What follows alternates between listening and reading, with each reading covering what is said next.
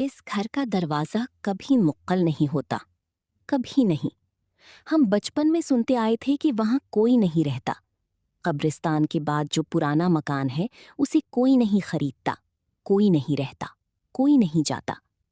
مگر آج رات جب میں وہاں سے گزری، اوپر والی کھڑکی میں روشنی تھی اور کوئی تھا جو باہر دیکھ رہا تھا، مجھے دیکھ رہا تھا۔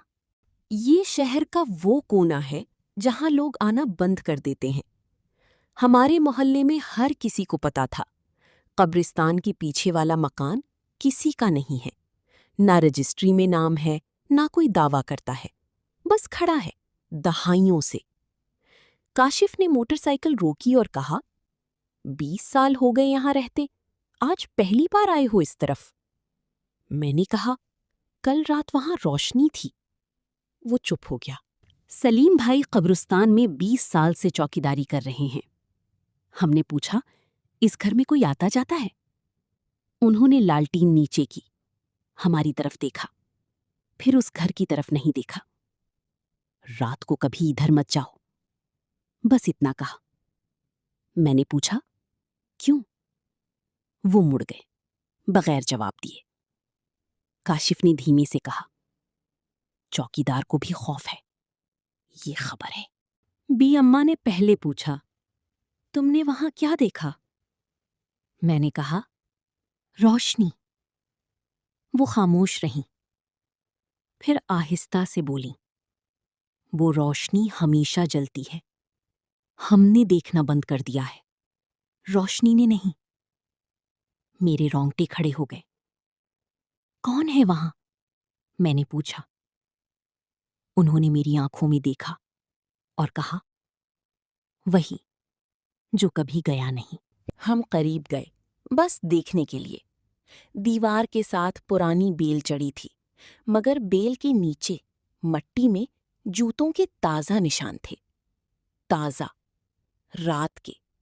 کاشف نے ٹارچ گھمائی، نشان اندر کی طرف جاتے تھے، باہر آتے نہیں تھے۔ کوئی اندر گیا اور باہر نہیں نکلا۔ اگلی صبح میں پھر بی اماں کے پاس گئی۔ اس بار انہوں نے بات کی۔ اس گھر میں وہ آدمی رہتا تھا جو قبرستان بناتا تھا، کھودتا تھا۔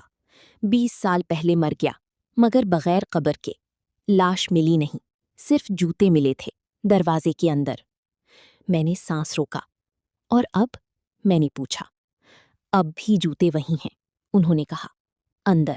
وہ رات جب ہم تینوں وہاں گئے، سلیم بھائی پہلے سے وہاں کھڑے تھے۔ اوپر والی کھڑکی میں روشنی تھی۔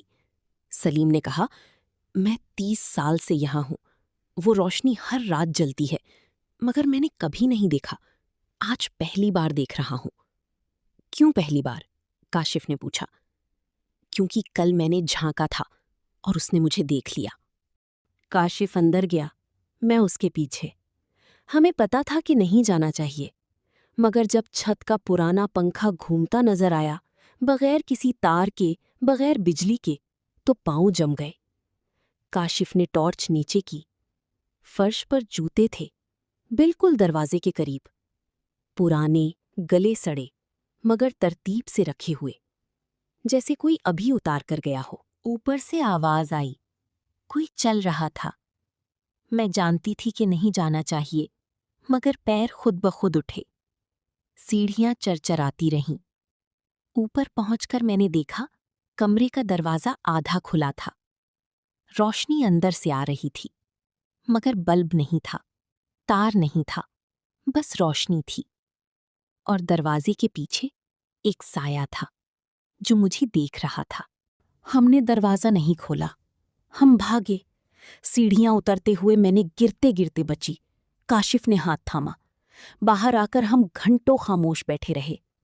صبح ہوئی تو سلیم بھائی آئے، ہمارے قریب نہیں آئے، بس دور سے بولے، تم دونوں آ گئے، اچھا ہوا۔ کیوں؟ کاشف نے پوچھا۔ وہ جو اندر جاتا ہے اور باہر نہیں نکلتا، وہ اب تمہارا چہرہ جانتا ہے۔ 3 دن گزر گئے۔